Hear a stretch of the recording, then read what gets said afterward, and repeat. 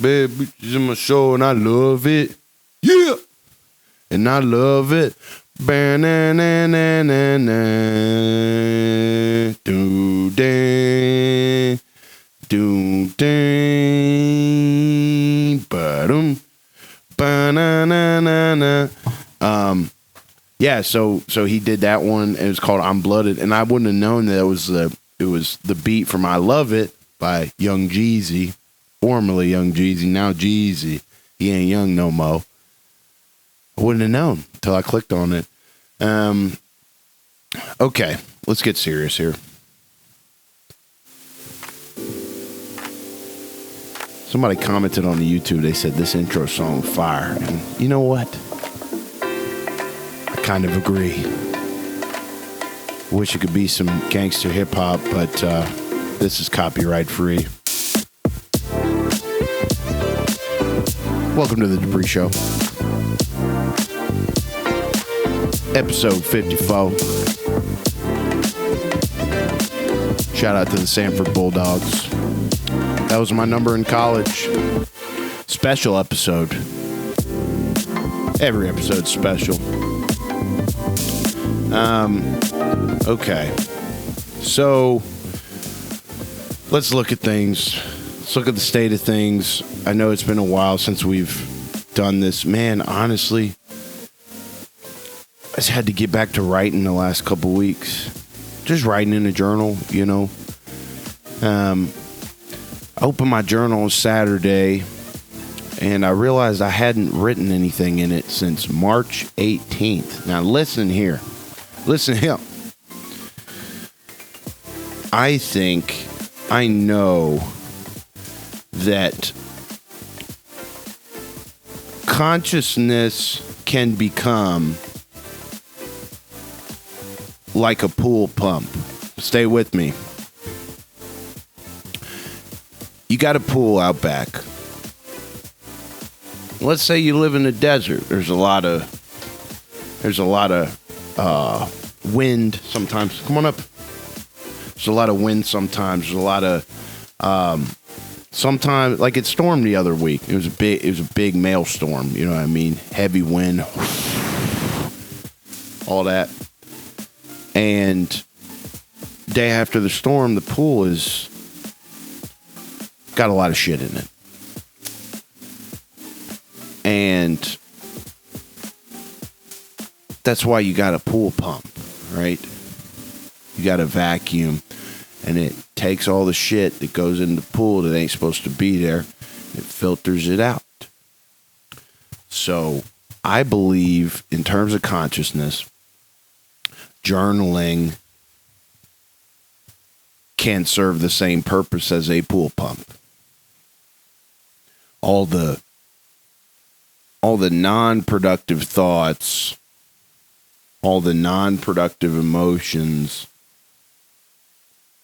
you're able to just kind of flush it like a big piece of feces getting flushed down the toilet. It's the same thing. It's a very crass aphorism, but I believe it might be helpful. And so, last couple of weeks for me, it's just like I've shown up to these shoots, started rolling the camera, and just being a tad critical of myself, I guess. So it's been good to kind of get back into equilibrium and be here with you guys today. Let's take a look here at what we got today. There's been a lot going on. I know we got the NFL draft coming up. The market is schizophrenic as could be.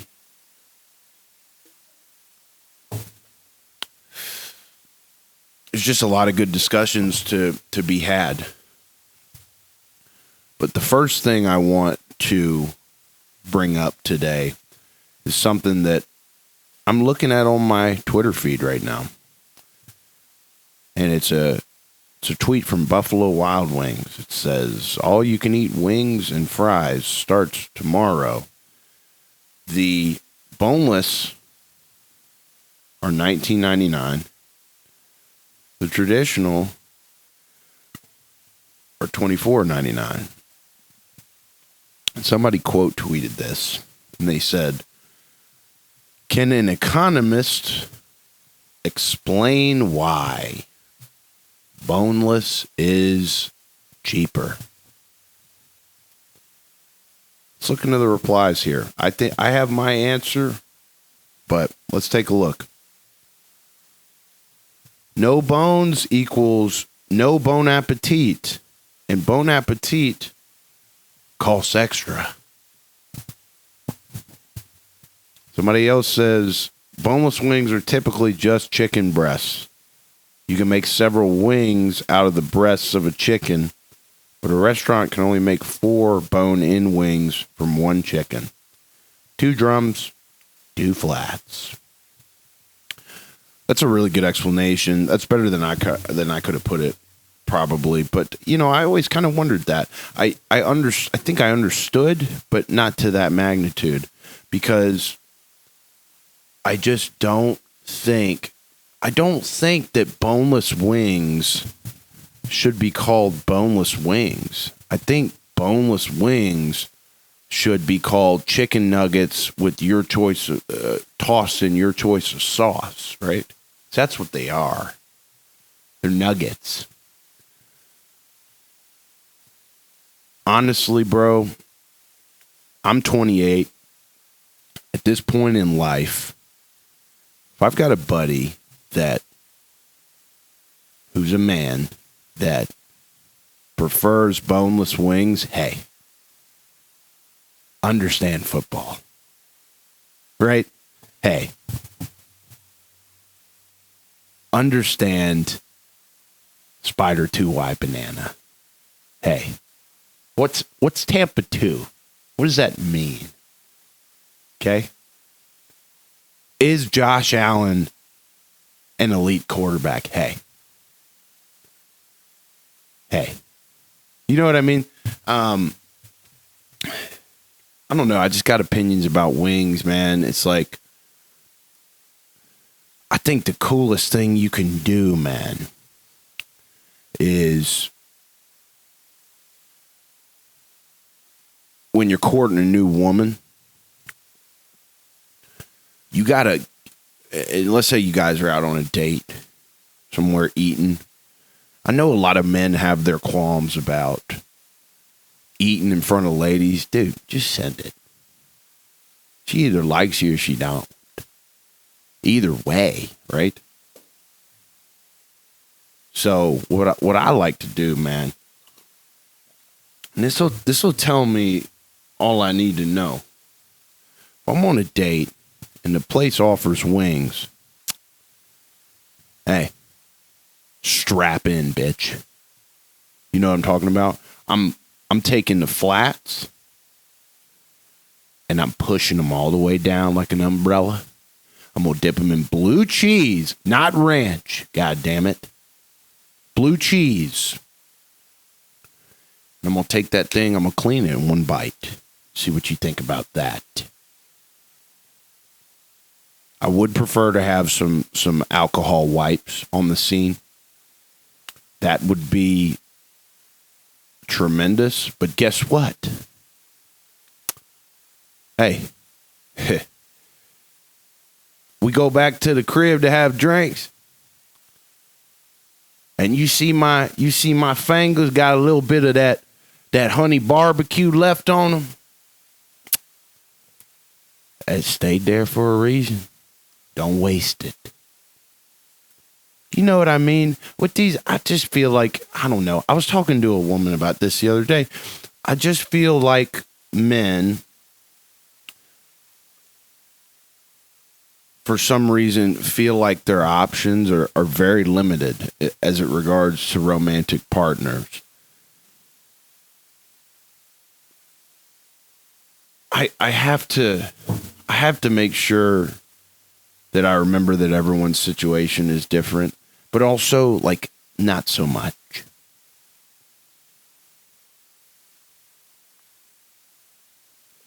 It's hard with the internet. It's especially when most of the ladies that are good looking are, they'll let you know about it on Instagram. And there's no problem with that. If I was a good looking lady, I might do the same thing.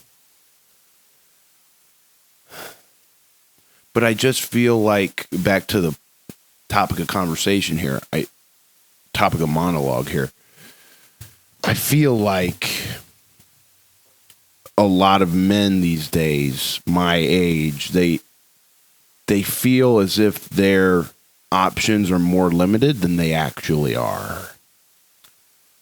They feel like every woman they get in front of that is, a 7 or higher is a once in a lifetime opportunity.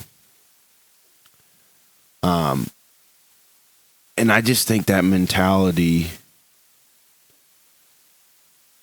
is kind of a push away for ladies. I could be wrong. I don't think I am. Just trying to speak truth here. But people are not dumb. They can smell a little bit of desperation.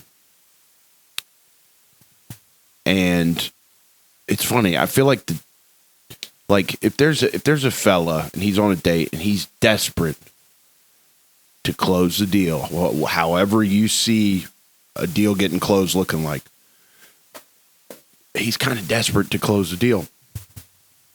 And circumstantially, that might be very valid.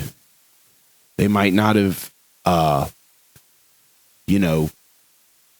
they might not have sat across a woman that looked like that for months or years. Circumstantially, it's valid. Internally, it's not valid. Because you have all the power to look inward and say, okay, why am I having these feelings of desperation? Why do I get excruciatingly nervous every time I go on a date?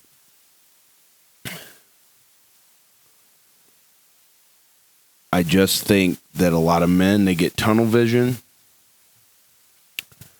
and they're kind of coming from a scarcity mindset as opposed to, hey, this is a big world, a lot of smells, a lot of stuff out there, a lot of women out there, a lot of humans out there. And saying, okay, whatever's supposed to happen here will happen. And I can just let go and be me. Not have to, I definitely had these damn moments, man. I had one like 2-3 weeks ago where I was sitting with a lady and I laughed or something. And a snot rocket blew out of my nose. It was very obvious. So, hey, guess what I did? I wiped it off with my hand. And even more big, I pointed it out. I said, well, hell, I just blew a snot rocket right there. And she didn't say nothing. She started to, whatever we were talking about before again. And I was like, fuck. This is the way I'm going to go out? Hey, I did it like a G. You know, I mean, I don't know. It's counterintuitive, but like, you know, I don't care. Sometimes I almost look for things to say that will, like that, I feel like that'll kind of get a reaction, just to kind of see like where you at. Hey, what are you sitting here for? What you trying to achieve here? Right? So, yeah. If you're a guy and you like boneless wings over traditional, yeah, you probably shouldn't watch this podcast, man. Probably need to go watch some film. You know what I mean? That's just how I see it. What we got coming up here? Okay. Men who have overcome depression. What is your secret? This is a tweet from Dear Self. God damn. I got to wear these sunglasses on this podcast. I do think they look, cool and stuff. But, I mean, god damn. Even with these sunglasses on, man, these light panels all around me, I feel like my eyes get real worn out. I got these blue light blocker glasses, and we've been streaming every night, man, on YouTube. Building a nice little community, people popping in. It's really fun to see things grow that way. But I wear some like blue light blocker glasses, and they got this like distinct little look to them. Maybe I'll go grab them. So the people on the stream, they'll see these glasses right here. Oh yeah, that feels better on my eyes already, dude. But I wear these on my streams because I game at night before bed, and these keep the blue light out so that, a bunch of video games ain't affecting my sleep and what have you. And so I got people in chat saying, I love your glasses. I love your sunglasses. I'm like, bitch, you ain't no damn sunglasses, boy. Ain't no damn sunglasses. I'm trying to optimize my health. You know what I'm saying? Dude, I actually might keep these on because this is way easier on my eyes for some reason. Good pull. Okay, so let's lock in. Men who have overcome depression, what is your secret? Let's go to the thread. Let's go into the thread, see what people say. This is from Shub of Jesus Christ, man. Okay. I'll be real with you, bro. There was a time I couldn't get out of bed. The weight on my chest wasn't physical, but it felt like I was being crushed. I smiled in public, but cried in silence. I was surrounded by people, yet drowning alone. Then one day, I got sick of my own story. I'm sick of being the victim. I'm sick of waiting for someone to save me. So I changed one thing, just one. I started walking every morning with no phone, just me. Then I started lifting, then journaling, then praying, then building. No, it wasn't magic, it was war. And every day I still fight. But now I fight for me, not against me. That's how I beat depression. Not with a miracle, but with movement. And if you're reading this, you're still in the game. Don't you dare quit now. It's pretty good. Same guy said something else. Seems like he's kind of spitting. I can't pronounce his damn name. It looks like an Indian name. That's typically the culprit. Men who have beaten depression didn't find magic. They became the weapon. They stopped waiting to be saved. They got up. They showed up. Even when their soul felt 6 feet deep. Their secrets. 1. Pain is fuel. They turned heartbreak into hunger. Number 2. Discipline over dopamine. Gym over junk. Purpose over pity. These are kind of buzzy little words, but I get what he's saying. 3. Faith and focus. They prayed harder, moved smarter. This could also, I think meditation could also go into this category. That's something that's helped me tremendously. Number 4, isolation turned into incubation. Alone? No. Building in silence. That's a good frame. Number 5, service to others. Helping another man gave their struggle meaning. They didn't heal because it got easier. They healed because they got stronger. Ruthless, relentless, reborn, not survivors, warriors. And I like that word ruthless. When you're talking about depression in men, especially men our age these days, it's at an all-time high. You know, you hear about suicides. A lot of the time, man, it's not the ladies that are killing themselves. It's the guys. And the thing about that is, like, guys don't want to tell you that they're struggling. Because then if the conversation expands and you get real, then you kind of feel like a weight on somebody else if it's your boy. And that's why I think a lot of male relationships with women go south, because the man's probably not really doing these things that we just talked about, and he feels more comfortable sharing these traumas, these experiences, these things that are weighing on him with the lady. And sometimes the lady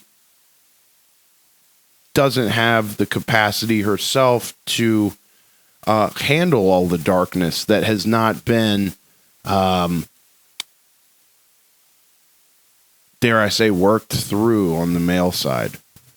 There's a lot of tools out there. It's almost like somebody's financial life. I have prospects or clients coming to me, they say, Clark, there's all these options in the stock market, in bonds, in mutual funds, private investments, alternative investments. I'm overwhelmed. What do I do? Typically, I'll say to them, number one, we got to create a plan. We got to create a written roadmap to be our North Star to guide us to where you want to get financially. That's the first step. Then from there, when we have that foundation of the house built, we're able to reverse engineer what doesn't work for you. And that typically eliminates the overwhelm by about 95%. Because as many products out there that there are in the financial world, stay with me, there's only a few that specifically work for a certain person. So I think in terms of a man in his 20s taking care of himself, there's a lot of options out there, but there's only a few that work for you. So the tough part about that is, and this guy, Shavani, whatever, that's what this guy was touching on. You got to just, to beat, I don't know if it's the right word, to beat a mental health issue. I've dealt with a lot of this stuff myself. It's like, I don't know. You got to, number one, you got to start, right? That's if I can liken the male mental health struggle right now to what I do, which is being a financial advisor for people. As an advisor, 95% of the people that come to me, 98% of the people that come to me when we first start talking, they don't have a plan. They don't know what works for them. And you still, most of the time, got to convince them, like, hey, this is a change worth making. It's the most wild shit you could ever fathom. But I don't think it's too different from men's mental health. But the first step is, got to create a plan. You got to, as a man, you got to understand. I feel this, and like, I'm not talking from a fucking soapbox, by the way. I'm talking through this in real time, hoping that maybe it helps someone. Like, you got to have your North Star, I think. You got to understand what lights you up. You got to think on what put you here. Well, maybe not what put you here, but why you could be here. And that's a big, bad question that could maybe take years for someone to answer. So I'm not just saying, oh, just go do that. You'll be good. Like, that's just the first step. And that might take years. Listen, nothing worth having is easy. It's just a fact. Nothing worth having is easy. And I would argue that self-acceptance, self-love, and purpose are three of the most powerful things one can attain. So it's not going to be fucking easy. people are like, well, I want it to be easy. It's like, it's not reality. You can want all day, tell yourself a story all day. But it's just not going to be easy. But it is doable. I think it is doable. Circumstances aside, like circumstances, it's just a game of chance. Think about a game of blackjack, man. Like, yes, there are some world-class blackjack players out there that are able to do well regardless of the weather, but like most of them don't. Right? And when I say weather, I mean like the cards you're dealt. You can't control that. You can't control the cards you're dealt. You can control, excuse me, how you navigate what you're dealt. Damn kombucha. But yeah, it's like, I don't know. I guess you gotta want to help yourself. A lot of people get comfortable with their own story, with their own identity of themselves. A lot of people get comfortable with that, even if the story they're telling themselves is not real, even if the story they're telling themselves is not only not real, but not beneficial to them.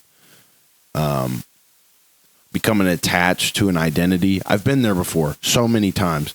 Like, it's almost like the God, whoever, kept putting the chance to learn that lesson in front of me until I learned it. Whether that was with not being a football player anymore or not working in the NFL anymore. Those were two big identity crises for me in my life, because once I lost those, I was like, what am I? Dude, football is my life. I'm not a part of it anymore. Dude, like, what is life then? It's like, well,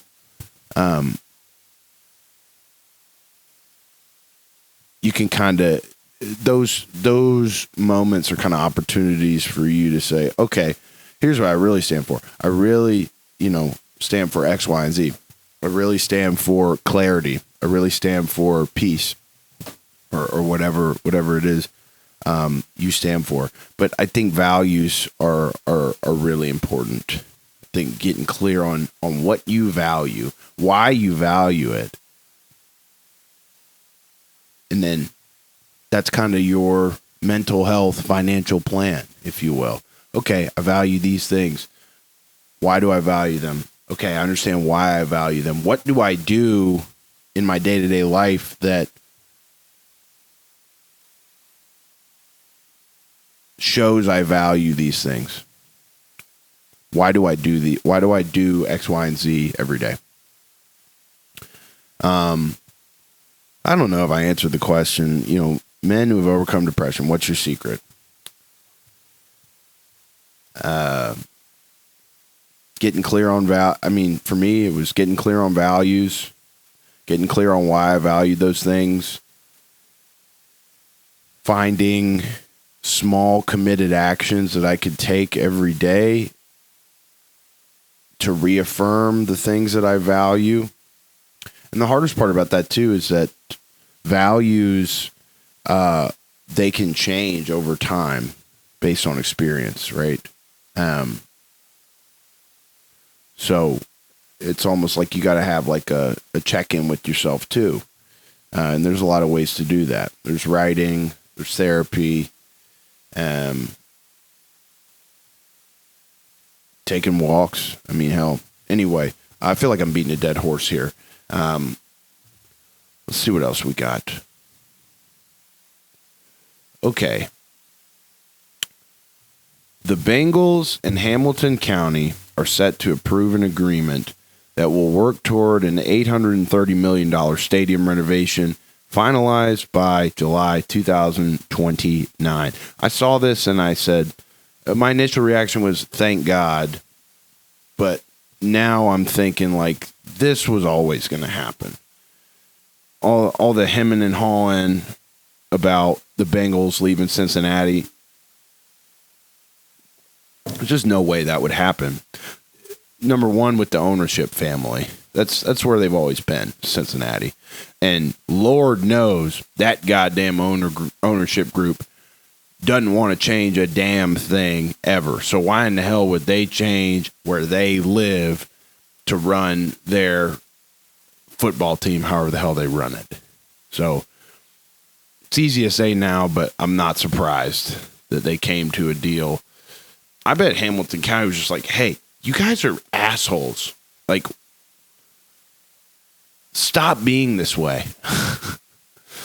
I bet they're really, I don't know. I don't want to throw opinions out there about things I don't know about. Okay. Let me see what else we got.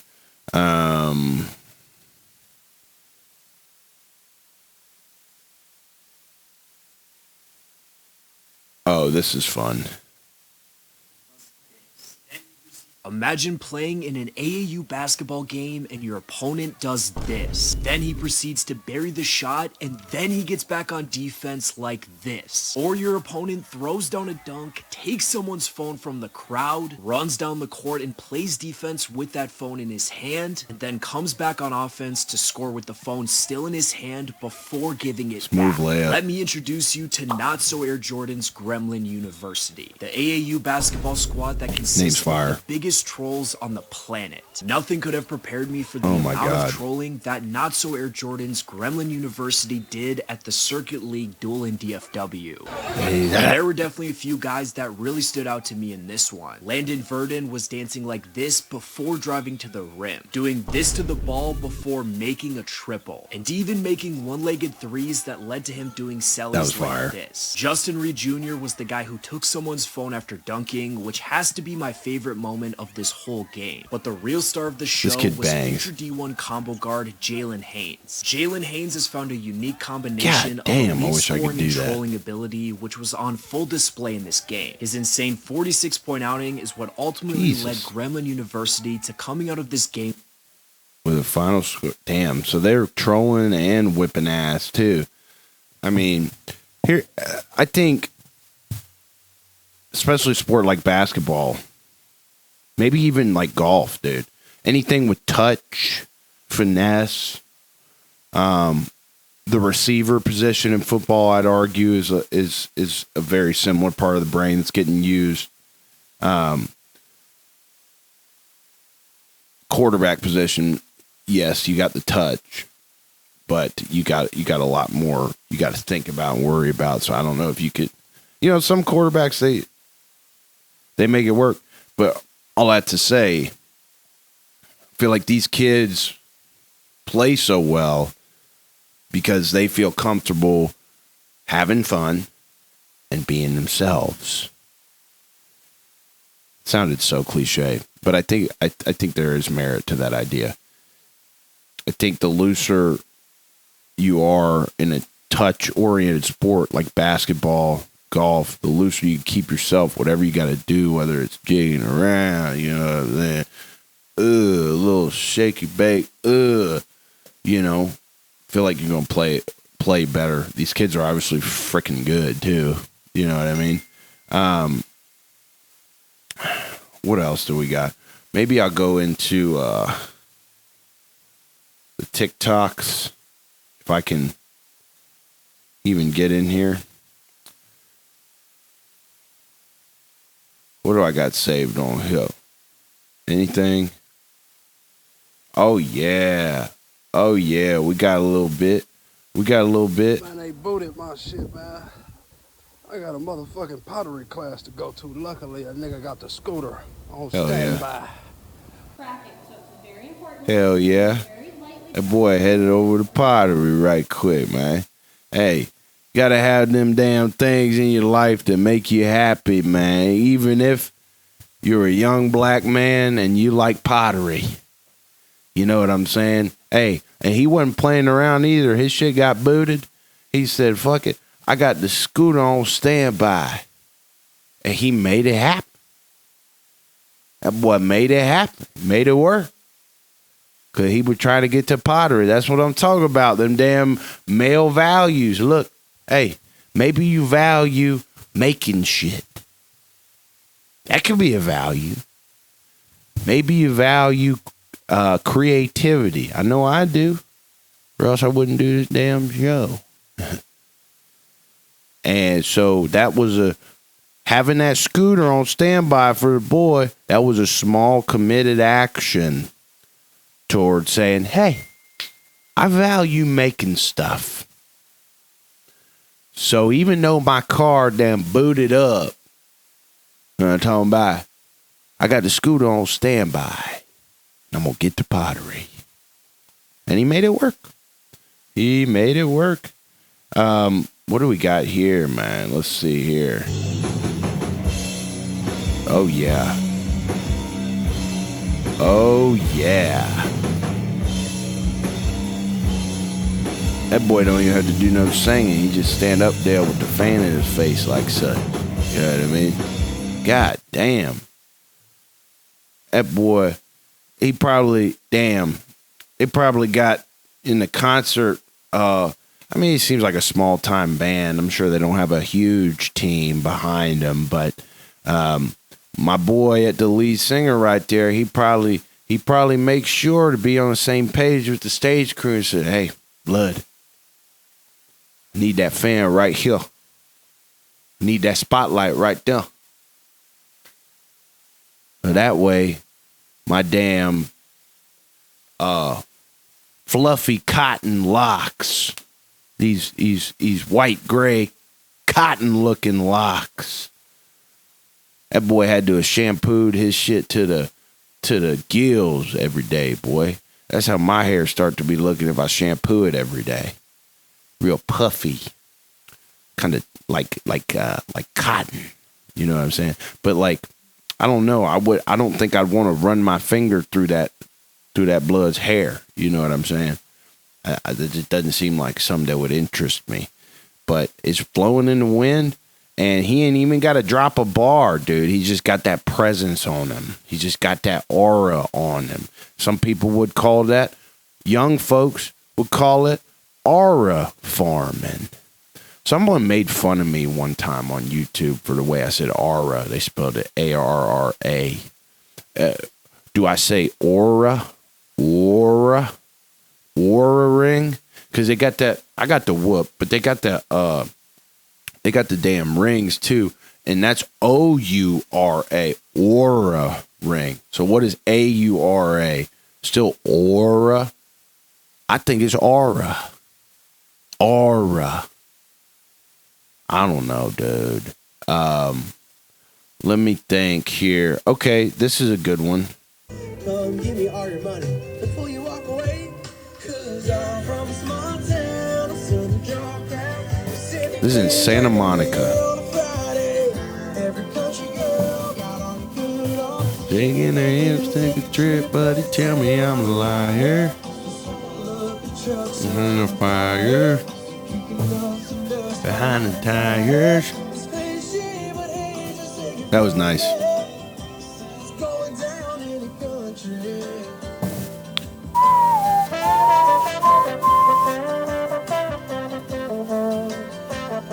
The boy talented, man.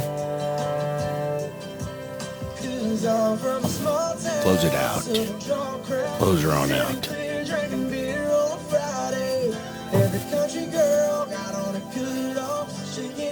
Take a trip, buddy. Tell me I'm a liar. Yeah, acapella. Kicking up some dust behind the tires. It's cliche, but hey, just take it from me. It's still going down in the country. Get him a record deal, man. Get him a damn record deal. You know what I'm saying?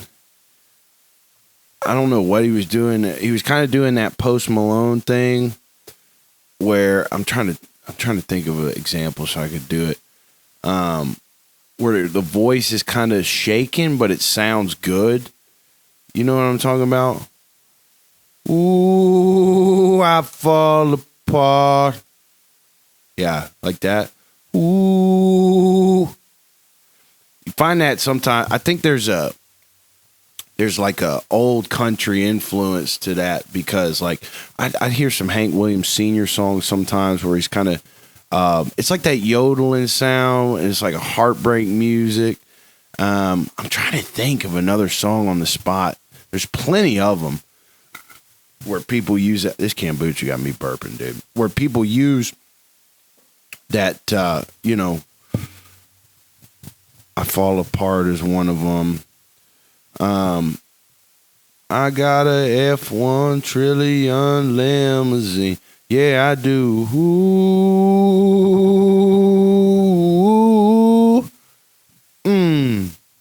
Shit like that. I feel like that kid was kind of using a little bit of that. I don't even know what you would call that, but anybody who's on a country scene would be able to give me a word for it. But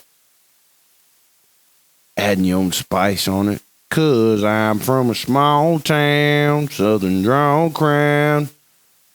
I like to say we're sipping beer, drinking clear on a Friday night. It's really we're sipping clear, drinking beer, the responsible, you know, version of it. But I kind of like to make it a little irresponsible. You know what I'm saying? We're sipping beer and we're drinking clear. We're drinking Everclear.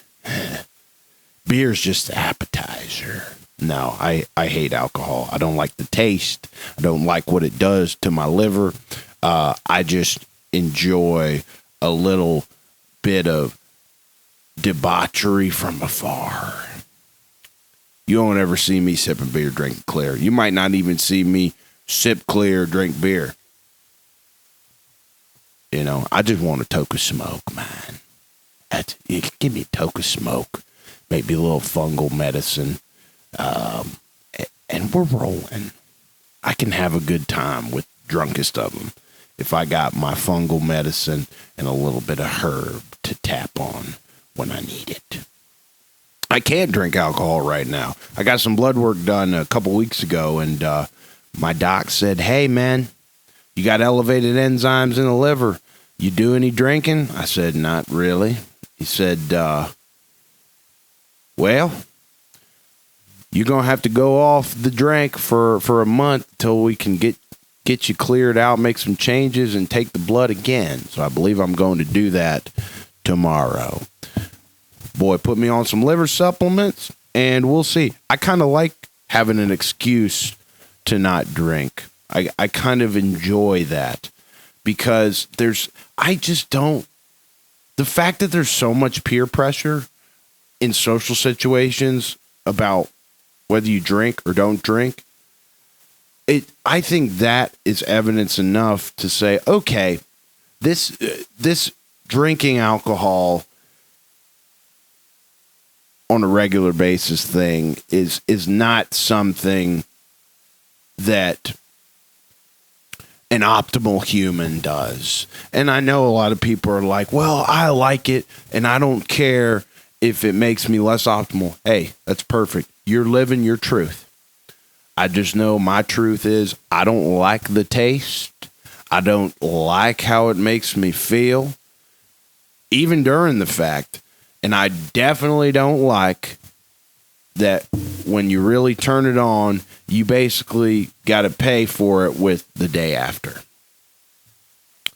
I like the taste of, I do like the taste of beer, but I've been sipping on O'Doul's lately, man. Just what it is. I'm not going to be a hater of somebody that enjoys drinking. I'm not going to be in your gills every 3 seconds saying, hey, you know, that's bad for you.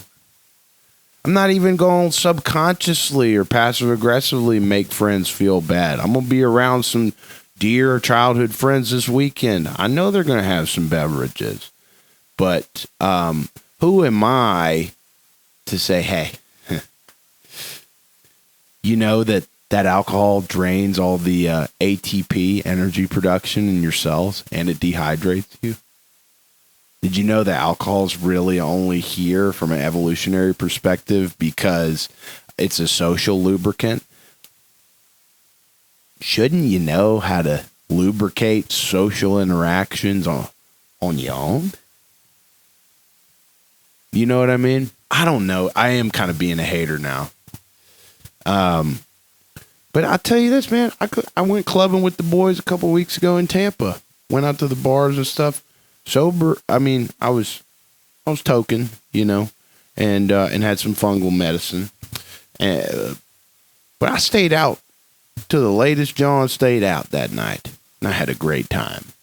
Now I will say, if I go to bed past midnight, you might as well have me hung over the next. Oh, yeah. Look at that man. Hey, them notes is coming from God, dude. Look at his face. Look at his mannerism. He up there.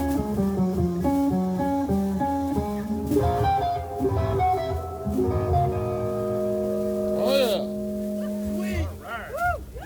Hell yeah.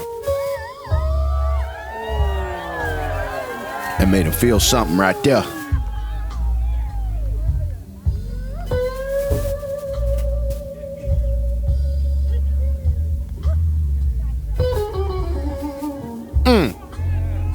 Yeah, you got them old BB King songs where it's recorded live and you got the black ladies in the crowd going, yeah, yeah. So fire, bro. So fire. I love music like that. It's just it comes directly from the soul. Damn, we got a lot of shit today. We got, I might save some of this shit for the next episode if I'm being real. I'm trying to think if there's anything we left out. I mean, we just kind of had a silly ass time today. I mean, I know we're 52 minutes in. We're just having fun with it. Dude, here's the thing too. I was thinking about this earlier. You know how sometimes, even if you, like, for instance, you're an NFL fan, you follow the game of football, sometimes you still have those off-season moves that elude you. It's less common in football because there's, like, I don't know why it is. You know, in baseball, there's so many games, it's hard to follow. And there's so many player moves for some reason it's hard to follow. It's got to have something to do with cash. But I saw someone on Twitter today. It was like New England Patriots receiver Stephon Diggs. I was like, wait, what? Like, I'm a football guy, right? I eat traditional wings, right? Did I not know this? Sure enough, Google machine confirmed it. Happened on like March 28th or something. And I'm sitting here thinking, like, what kind of fit is Stephon Diggs going to be with Mike Vrabel? Because if you look at it, it's like Mike Vrabel's got a way of doing things. And then very clearly, Stephon Diggs has got a way of doing things. That organization is rebuilding right now. Young quarterback, not sure of exactly what he can do based on circumstances of his rookie year. Are Diggs and Vrabel going to be a good fit? You know, my logical brain says no, but a lot of times my worst takes in sports that have played out the exact opposite of how I saw them playing out were from my logical brain. So counterintuitively, how about I come out with this take? Mike Vrabel and Stephon Diggs should work swimmingly together. We just got to get quarterback play figured out, right? I still see Joe Milton, and I think he got traded. I can't remember where. Let's confirm that. I need a producer up in here. Yeah, he headed to Dallas. They traded him. Here's the thing. If you look at a guy like Joe Milton as a stock, he got all this hype around him from the way he played in garbage time last year. I am still a huge believer of Joe Milton. I believe the guy deserves reps in game, and I think he could be a game-changing quarterback. The New England Patriots seem to be all in on Drake May. And based on what I've seen out of Drake May's rookie season, based on Drake May's production in his rookie season, how he came up in certain moments, there's just not enough there for me to say he's the guy or he's not the guy. And I think it's the same in the New England Patriots camp. I think they just took him so high. It's kind of one of those situations where you kind of got to die on that hill and see how his career plays out. But I think the Patriots will be a really, really interesting program to follow for this 2025-26 season. I just don't know if there's much more going on in football right now other than the draft. The Bengals, they're taking the 17th pick. There's a lot of speculation on what direction the Bengals are going to take things with that pick. Do you add an edge player? Do you add an interior D lineman? Do you add a safety? Do you add a corner? Do you add a linebacker? Do you add guards? I think we got the tackle position figured out. I think we still got Orlando Brown on the left and Amarius Mims on the right. But other than those two cats, offensive line is abysmal. The interior D-line could still use work. They got that TJ Slayton guy from Green Bay to come in and fill one of the interior D-line spots. We'll see how he works out. Sheldon Rankins was an absolute disaster. He's headed back to Houston. Hurston. You know, you obviously still got B.J. Hill. Who knows if Trey Hendrickson's going to get traded on draft night or not. And draft night actually might happen before this episode is dropped. So, you know, we will see. You will probably see before this episode hits the air. But you could add an edge player like Jihad Campbell out of Alabama. You could add a guard like Tate Rutledge out of Georgia to be back next to his buddy and college teammate, Amarius Mims. Our safety room is young. Geno Stone is now the oldest safety in the safety room for Cincinnati, and I don't know how the guy still has a job. I don't get it. But I hope he proves me wrong. Because at the end of the day, I don't want to see the Bengals crash and burn. I don't want to see the Bengals squander Joe Burrow's prime years, T. Higgins' prime years, Jamar Chase's prime years. These are Hall of Fame players you're talking about. They are. So I'm kind of locked in on what the Bengals do in that 17 spot in the first round in the draft coming up. Because it is pivotal. I'm telling you. And I think a lot of Bengals fans know this. It is pivotal that we nail this draft. It is pivotal. There's no way around it. We didn't make that many moves in free agency. Duke Tobin came out to a press conference, the Bengals de facto GM. He doesn't even have the real title. That's the way these organizations run. There's got to be something in the water in central Kentucky and southern Ohio that just, it's like complacent water. You know what I'm saying? I don't mean to be a hater. Nepotism water. You know what I mean? It's like, fuck. But I don't know. You got Al Golden at the defensive coordinator spot now, and Duke Tobin was talking about how Al Golden has been crystal clear on what his vision is for this defense and what pieces we need in order to achieve that vision. Zach Taylor comes out and says, yeah, hey, we need a championship level defense to be a championship level team. Hey, no shit, bud. Hey. Try to work on tackling.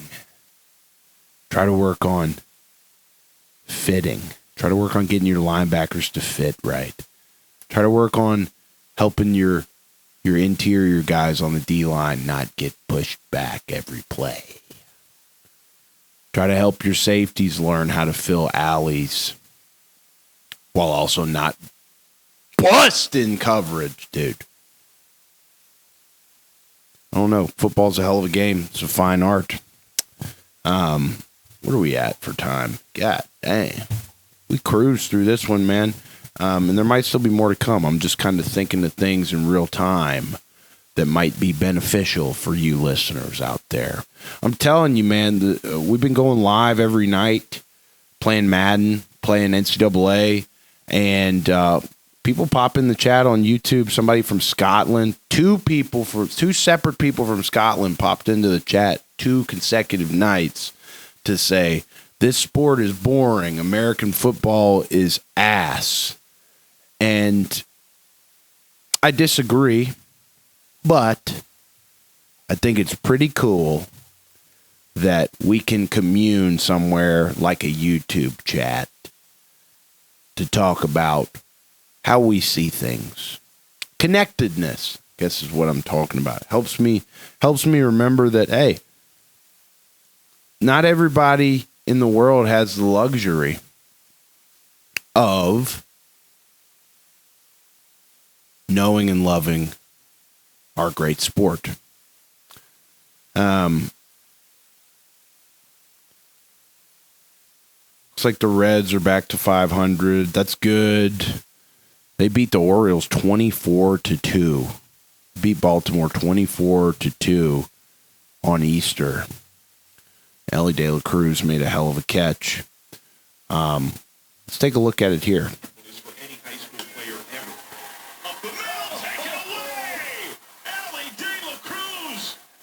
I love that kid.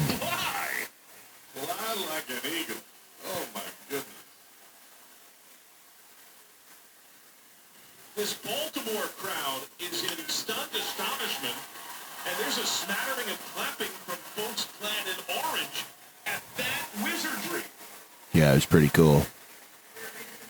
Listen, Joe Burrow, Ellie De La Cruz, 2 gentlemen that the city of Cincinnati must protect at all costs. I've already paid Joey B. Cincinnati Reds, I swear to God, if you don't pay Ellie, I will hire 5 of my meanest killers to jump on an American Airlines flight and come down or up or over northeast from Arizona to Cincinnati, Ohio, to come give you a Spanish talking to about why we let Ellie De La Cruz ever leave our great city. He must be protected. He is one of the lights of my life, Ellie De La Cruz. I got to get a TV plan so that I can start watching the Reds every game, because I did something stupid with I had a really good setup. I had a TV plan that was $25 a month, kind of sketch. Didn't recognize that they were who they were when they were charging my bank account. Went and disputed it, and so now I'm in the market for another TV provider with all the games, all the happenings, all the movies for just $19.99 a month. That's what I'm looking for. And I think I've found some. Let's look. I mean, just there's definitely stuff I've missed. It's been a minute since we had an episode. I can't believe that. I can't believe the delusion of Colorado retiring Shedeur Sanders' jersey, bro. I cannot believe it. Travis Hunter, I think the guy is going to go on to be a Hall of Fame football player, so I can kind of understand that. But even that is very preemptive. Maybe retire it after he's gotten like 4 or 5 All-Pros, an MVP, like Like the University of Louisville, I'm pretty sure they retired Lamar Jackson's jersey. Valid. Warranted. Earned. Even in college, Lamar Jackson won a Heisman. And I guess Travis Hunter won the Heisman. But Shedeur Sanders didn't. And also, his dad's the coach. Listen, I know it's easy to hate on Colorado. It's easy to hate on Coach Prime and all them. I really wanted to get behind them. I really did. Because I do think there is something to like about the brashness, the confidence, the marketing savvy of Coach Prime and what he's done with that program. But also, like, hey, like, let's, you know, we don't need to be wearing earrings at practice. You follow me? We don't need to be worried about, hey, you know, I got to get more pass attempts to meet this certain record, this individual accolade. Like, get all that out of the football, man. It's about the fucking team. It's about a group of guys working towards the same goal. That's what football's about. It's not about fucking me. Okay? It's not, you know, it's like, I want the ball. I want to be quarterback. What about the damn team? What about the damn team? It's about the team. You know, like, we don't have, like, I don't know. I think if you retired Travis Hunter's jersey at Colorado, I could live with that. But Sanders, I mean, dude, the guy, like, I don't see him being a successful pro. I just don't. And I hope in 3 to 5 years, when this podcast is huge and when Shedeur Sanders has proved me wrong, that they pull this clip and they say, hey, Duke Dog was wrong about Shedeur Sanders. They should have retired his jersey at Colorado. I hope that happens. But do I think it's going to happen? Absolutely not. I think the guy's going to be a journeyman backup. That's what I think about Shedeur Sanders. Just based on the skill set, the film, the level of play against good competition. And they didn't even really, I mean, man, I could go on and on about that. But I think you guys get the point, right? Pretty cool also, Ken Griffey Jr. in retirement. He was at the Masters this year as a credentialed photographer, and he actually shot a really beautiful picture of Rory after he won it. So that's pretty cool to see. I'll show that on the screen for you guys so you can see it. Yeah, I don't know if I have much more. There's a lot more that we could probably cover. It's been like 2 weeks since we shot an episode. Only reason YouTube's active right now is because of the damn streams, man. It's been so fun. If you guys get a chance, pop in on that. Do me a favor. I mean, engagement on these long videos, it's a little harder to come by. So if you could just take half a second, if you liked the episode, and definitely if you've gotten this far, hit the like button. God damn it. If you feel so inclined, hit the subscribe button so you don't miss more of these. And we'll be back pretty soon. We'll be back in the next week or so, I'd say. All right. You guys be safe. You guys be easy. If you watch this far, I love you. If you didn't, I hate you. Just kidding. I love you. Y'all be easy. This is episode 54 of The Dupree Show.